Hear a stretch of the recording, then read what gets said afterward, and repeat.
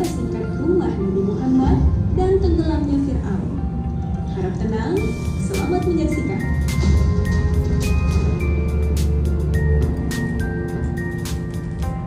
Sejarah mencatat peristiwa tenggelamnya seorang Fir'aun, bahwa Fir'aun dibinasakan dan tidak ada seorang pun yang dibiarkan masih hidup.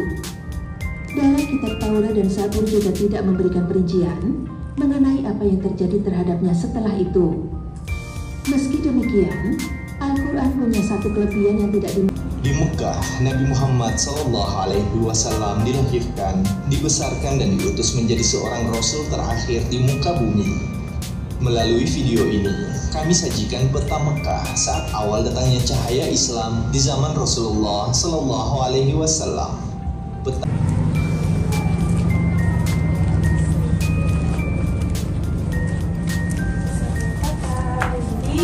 Di sebelah sini, ini adalah peta silsilah dari keluarga Nabi.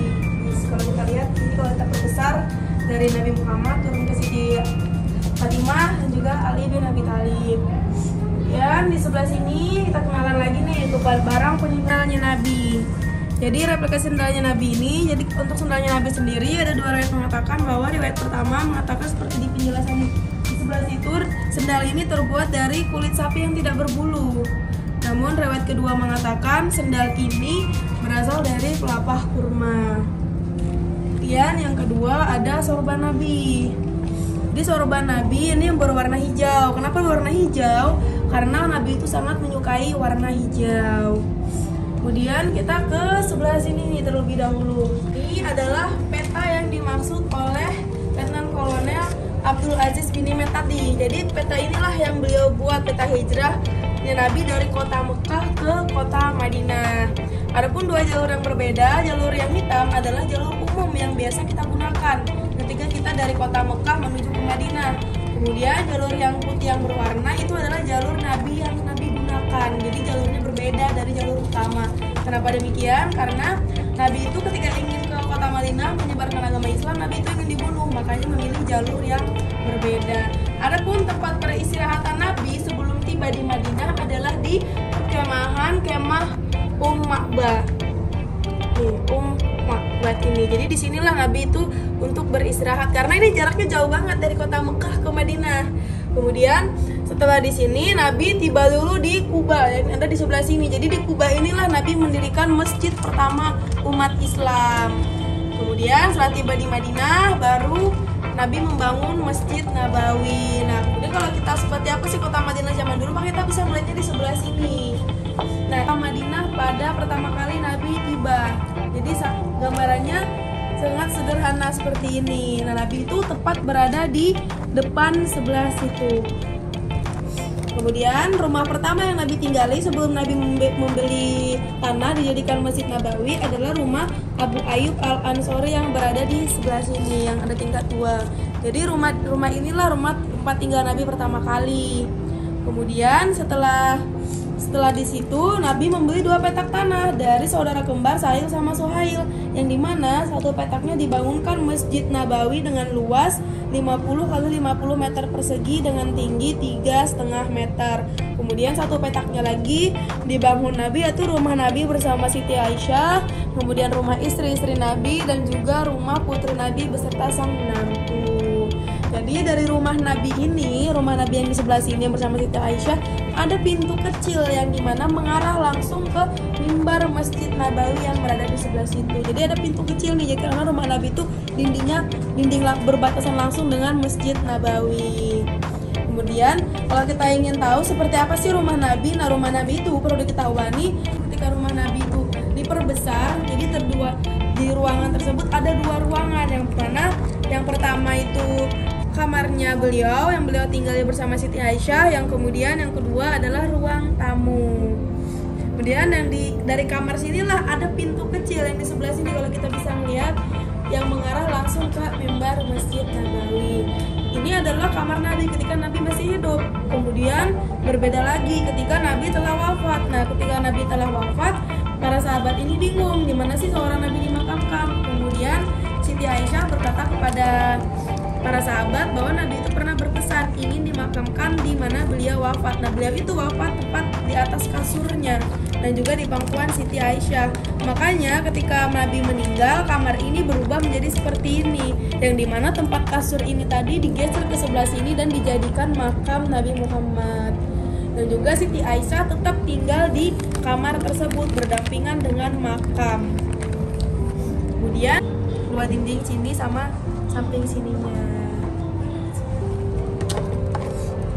Nah, kemudian ada pun letak yang tidak sejajar dengan permukaan tanah karena ini sudah sudah lama jaraknya dari kematian dari pemakaman 3 makam ini, makanya tanah mengalami penyusutan.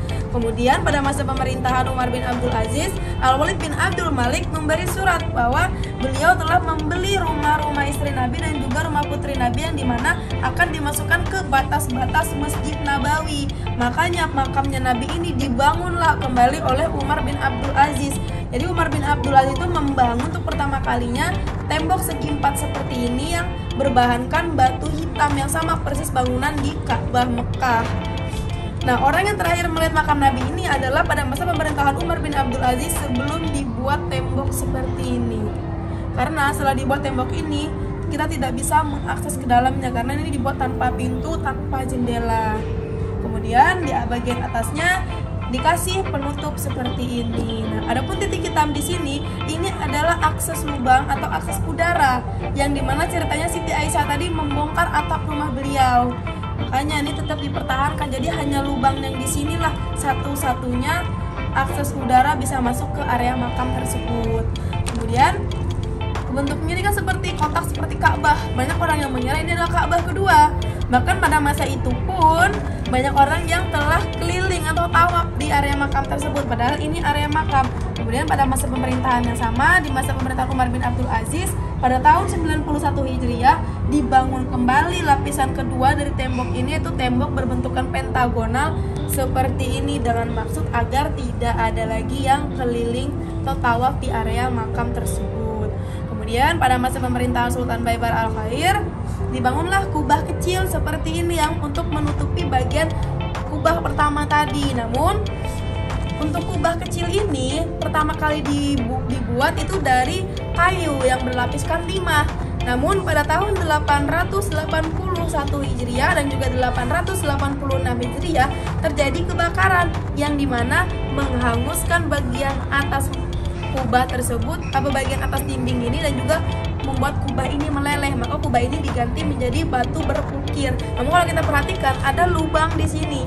Nah, lubang ini adalah lubang dari Siti Aisyah tadi yang dimana mengenang masa kekeringan atau masa kemarau panjang di Madinah tadi. Jadi hanya lubang yang ini yang bisa mengakses ke areal makam. Jadi tidak ada lagi aksesnya.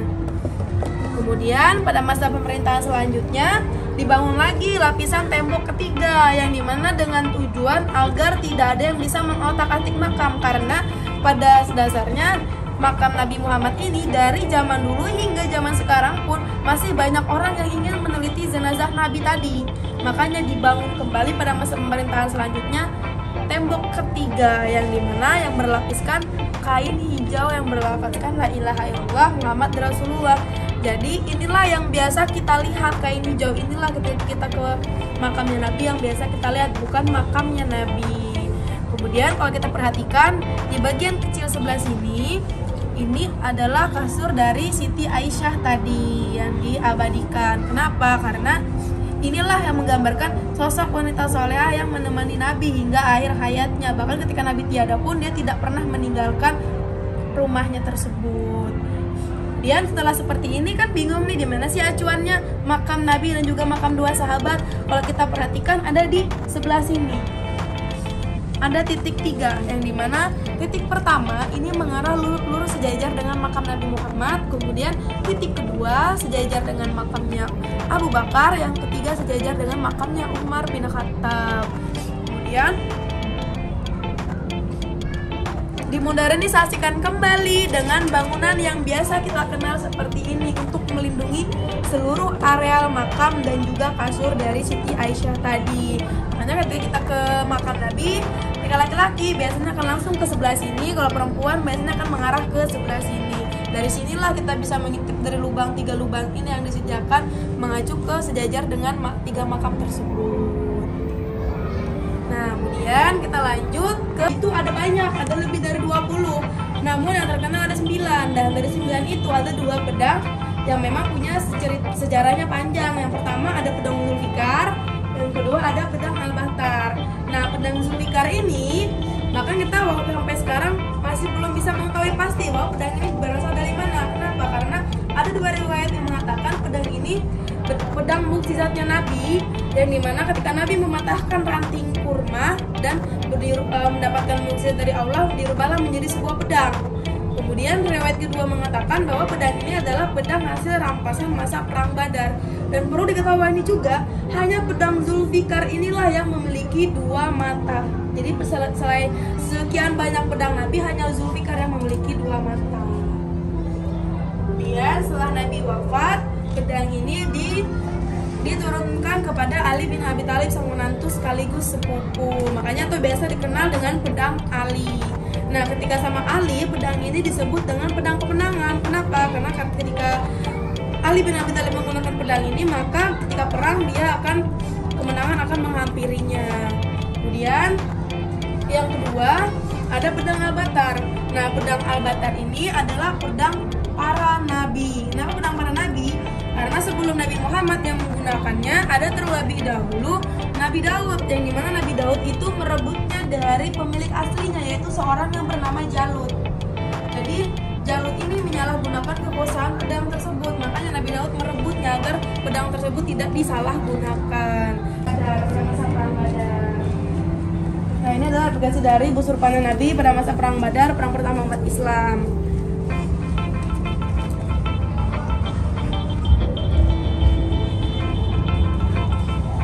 Muhammad, yang dimana ketika beliau khutbah, tongkat inilah yang beliau gunakan. Beliau itu tidak cacat ataupun tidak sakit, namun beliau memiliki kebiasaan di mana ketika beliau berdakwah, beliau menggunakan tongkat. Maka dari kebiasaan itulah yang menjadikan sunnahnya para khatib ketika naik mimbar membawa tongkat.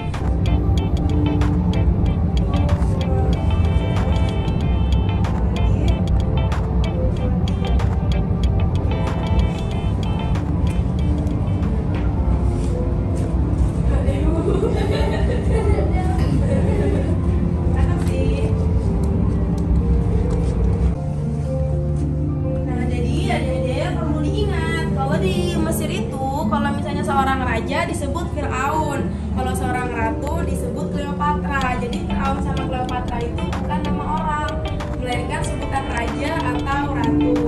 Kemudian sebelum Fir'aun sama Cleopatra, ada dinasti yang terlebih dahulu mengadakan mereka atau nenek moyang dari mereka. Nah, inilah replikasi dari totemnya Louya atau Yuyu dan Zuya. Dari Yuyu dan Zuya inilah mereka adalah sepasang seorang bangsawan, yang dimana mereka sangat terkenal di zaman kerajaan agung Amenhotep III. Jadi Firaun Amenhotep III. Jadi dari mereka inilah yang melahirkan seorang putri bernama Tie, yang dimana Tie yang menikahi Amenhotep III. Dari pernikahan Tie inilah yang melahirkan para Firaun dan juga Cleopatra. Kemudian di sebelah sini ada replikasi dari makam Yuyu dan Zuya tadi. Jadi mereka berdua ini dimakamkan di satu peti. Untuk petinya sebenarnya ukurannya lebih besar dari ini. Jadi satu peti mati ada 2 orang. Nah, kalau kita pelajari lagi dari sejarah, kalau kita ingin melihat dia seorang bangsawan atau dia seorang raja atau ratu, orang biasa, maka kita bisa melihat dari peti matinya. Kalau untuk seorang bangsawan, peti matinya identik seperti ini.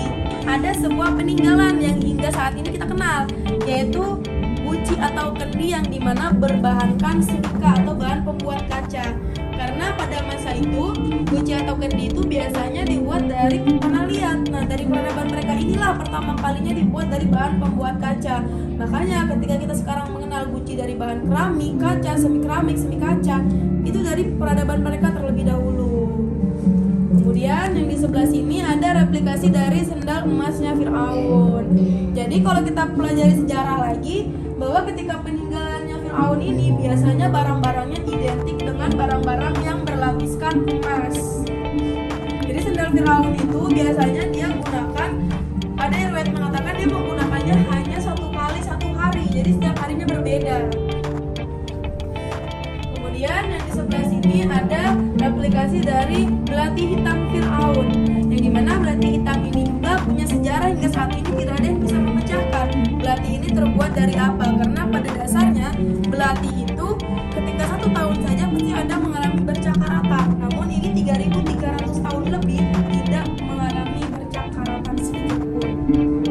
Kemudian yang di sebelah sini ada replikasi dari tongkat komandonya Fir'aun. Jadi perlu diketahui nih, tongkat ini bukan tongkat yang berubah jadi ular. Karena tongkat yang berubah jadi ular itu tongkat tukang sihirnya, bukan tongkat Fir'aunnya. Jadi tongkatnya Fir'aun ini biasa digunakan ketika dia ingin menyerang musuhnya. Maka memberi komando dengan tongkat inilah dia memberi komando para prajurit tadi. Kemudian yang di sebelah sini ada replikasi dari peti matinya Fir'aun Ramses II, yang dimana dipercayai inilah Fir'aun yang menyerang atau mengejar Nabi Musa hingga ke dasar lautan. Mungkin ada yang bertanya, kok kecil ya muminya, padahal masa itu di Mesir orangnya gede-gede. Nah, perlu diketahui ini juga bahwa Fir'aun ini dia mengalami cacat di bagian tinggi badan. Maka dari itu mayat itu mengalami penyusutan setiap tahunnya. Karena Fir'aun ini incest. Dia kenapa incest? Karena dia menikahi saudaranya sendiri. Jadi Fir'aun menikahi Siti Aisyah, itu adalah saudaranya, dan juga Cleopatra pun demikian menikahi adik-adiknya. Makanya Fir'aun sama Cleopatra itu di bawah rata-rata orang Mesir pada zaman dulu untuk tinggi badannya. Itu saudaranya berarti Asia. Asia itu saudara kandungnya. Makanya berbeda. Nah, Cleopatra ini pun sama. Demi mempertahankan tahtanya, dia rela menikahi adik-adiknya sendiri. Jadi Cleopatra ini anak pertama dari 7 bersaudara, kalau tidak salah dalam sejarah. Jadi 6 saudaranya dinikahilah dia sendiri untuk mempertahankan tahta tersebut. Makanya dia pun dari pernikahan sebelumnya juga pernikahan sedarah, makanya dia cacat dari bagian tinggi badannya. Kalau misalnya wanita pada umumnya di zaman Mesir pada terdahulu 185 ke atas, dia hanya 165-an. Kemudian ada perbedaan nih mumifikasi Cleopatra sama Fir'aun. Kalau kita perhatikan, mumifikasi Fir'aun itu hanya sebatas dada, sementara Cleopatra dari ujung kaki hingga ujung kepala. Nah, jadi untuk mumifikasi sendiri tidak serta-merta dimumifikasi seperti itu, karena pada zaman dulu dipercayai bahwa Cleopatra ini sangat cantik dengan mata yang memikat. Makanya ketika dia meninggal, ditutupilah matanya tersebut agar tidak ada lagi orang yang kena manipulatif matanya, karena sumber kekuatan Cleopatra berasal dari matanya, mana mereka percaya dewa-dewi dan salah satunya adalah Anubis ini. Jadi kalau Mesir itu biasanya mereka mendewakan hewan. Nah, salah satunya Anubis. Anubis ini adalah seekor binatang, yang dimana binatangnya seperti anjing